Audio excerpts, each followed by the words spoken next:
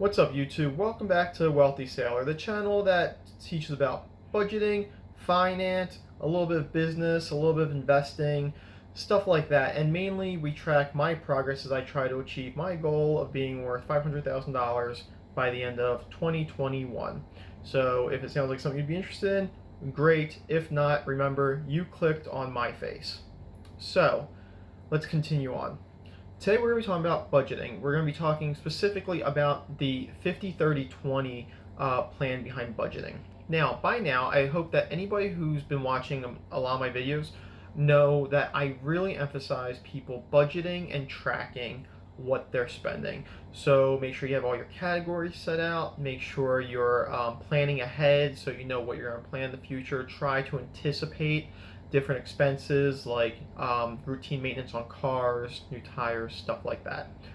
And it's a good system. And then you follow it up by tracking what you spent to better adjust what you're going to be doing the next month by either saving more or maybe budgeting more that you've spent, stuff like that. So the 50-30-20 plan is very interesting. So this system emphasizes breaking everything down to what you need, what you want, and what you can save. So first, you take your post-tax income. So for me, I take the money that is after I paid my 401k, my IRA, and my HSA. After those three are paid off, whatever I have left goes into this budgeting system. The reason is because all that stuff is pretty much taken automatically on my check anyway. So then whatever goes in my bank account from each payday is pretty much what I work with under the system. So the 50-30-20 plan is basically saying that no more than 50% of your income should be used on things you need. And these things include your mortgage or rent, your transportation costs to and from work. Note that while we're on the subject, this does not include transportation costs for things you want to do. If you want to take that road trip once a month, that's not coming out of your necessity thing. That is still transportation, yes, but it's coming out of your wants pool of money. It also includes like food and medical stuff like that. It also includes food costs, again, for like groceries and the food you need to get by for the month, not you going out and going to restaurants and stuff like that, because I know at least my age group, we spend a lot of money there. And it also includes your minimum payment on debts. The reason that this is important is, like, let's say you bought a TV with a credit card. So the TV was a want, but you paying that credit card off is a need. So basically, in this category goes all of your minimum payments for things. So next is all of your wants. And for me, I find this is the easiest for people to kind of get carried away with, because believe it or not, we don't really need all that much, or at least the things we need are fairly predictable. But we want a lot. People want to go shopping, they want to be able to travel, they want this, they want that, stuff like that. So wants can include anything: eating out, monthly subscription services. I know I got rid of my cable because it was too expensive, and now between Amazon Prime, HBO, Hulu, Netflix, and now Disney Plus, I'm starting to approach what I had when I was just getting the cable. And I don't even get sports with all that. So, let's see, entertainment. I personally would even include your cell phone bills in this category, because you don't really need a cell phone. I mean, okay, like I have to admit, I think I would have a hard time getting on without a cell phone, but I think most of us can agree you don't really need a cell phone.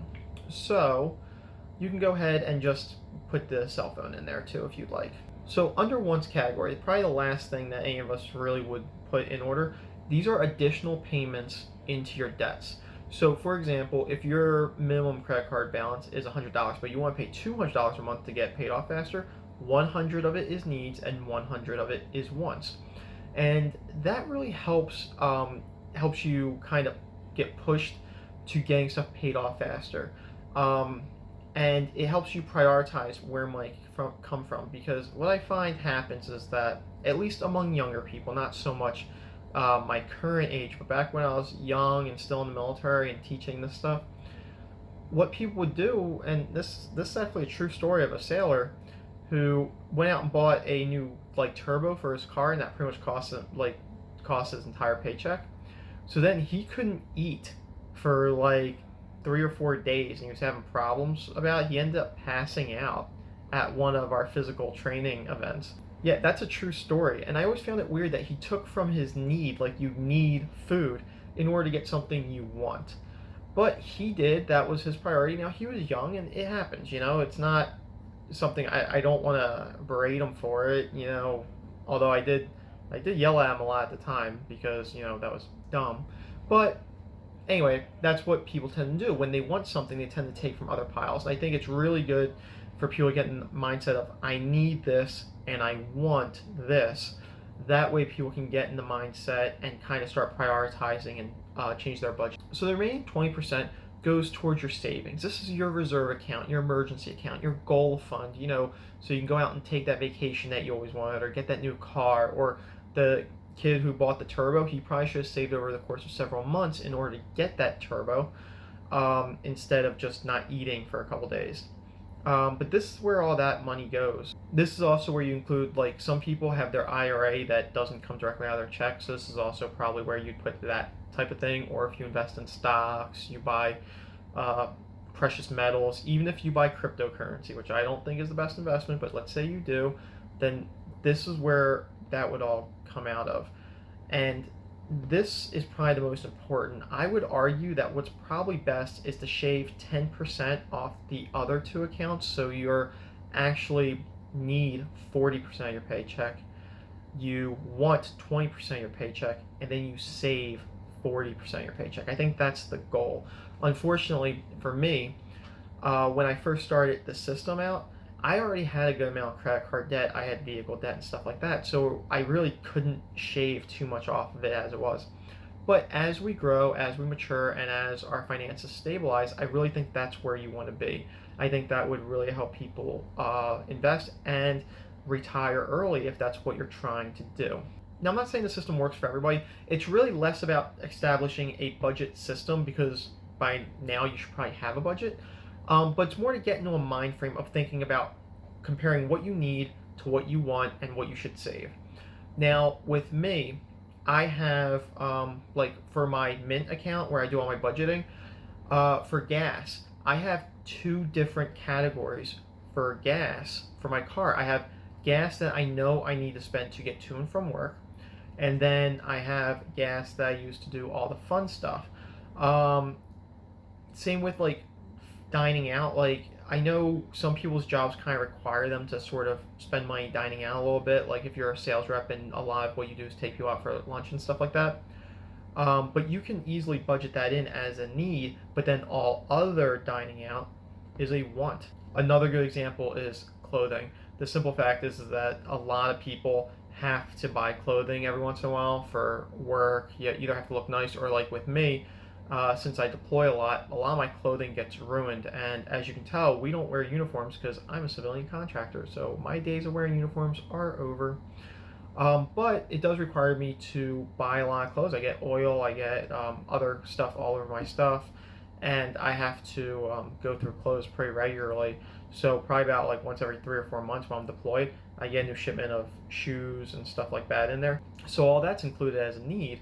But then all other types of shopping, especially clothing shopping in my case, are all wants, and I don't actually want to go clothing shopping too much. I have other vices, but clothing is not one of it. Mostly, I eat.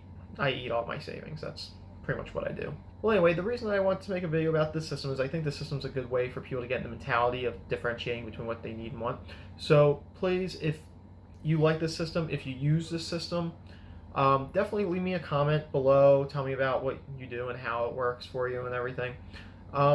Thank you for watching. I really appreciate it. I really cannot believe how quickly this channel's kind of been growing and how popular it's getting. Not popular in the sense that I'm making money off it, but popular that a lot of people are leaving comments and saying that things are helping them and stuff. And that makes me want to continue to make videos. So please, if you have any input on like different topics you want me to cover, I know one guy made a comment about my audio, and I apologize if the audio doesn't sound good, but keep in mind that I'm doing all this on my phone. I don't have any extra mics or anything like that. I don't even have regular lights. I have to use the big fluorescent light that's overhead, which is why I have this like very bright shadow off my forehead right here. It's like, maybe if I just, there we go. Ha, you can't see it anymore. Anyway, guys, I really appreciate you watching. Hope you learned something. Stay safe and keep saving.